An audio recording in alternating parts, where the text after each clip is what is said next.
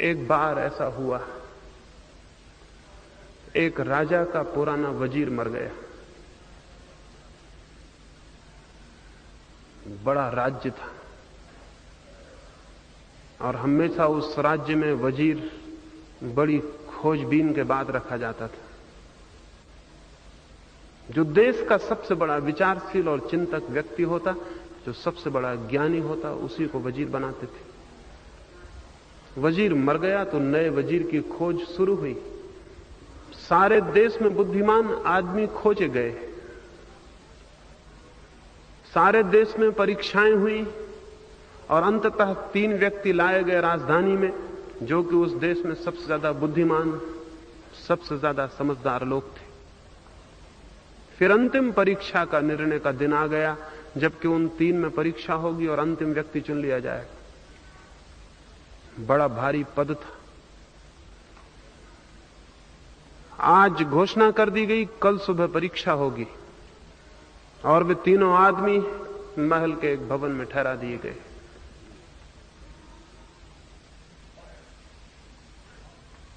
बड़ा आश्चर्य तो यह हुआ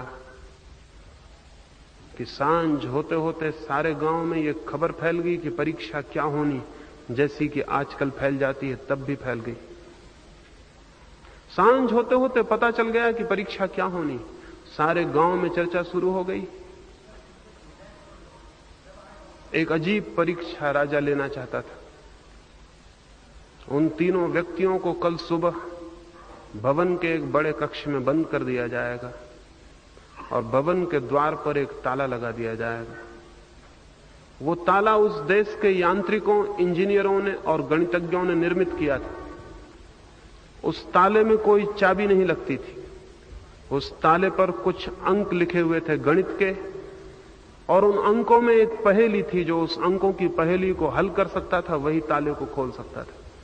बस वो अंकों की पहेली हल करके ठीक बैठ जाती, ताला खुल जाता।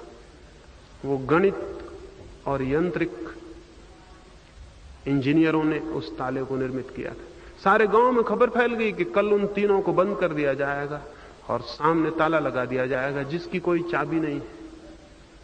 तो जो गणित की पहेली को हल कर सकेगा, जो उस ताले पर खुदी हुई है, वो ताले को खोलने में समर्थ हो जाएगा, और जो सबसे पहले द्वार को खोल के बाहर आ जाएगा वही वजीर बन जाएगा। सांझ ही ये पता चल गया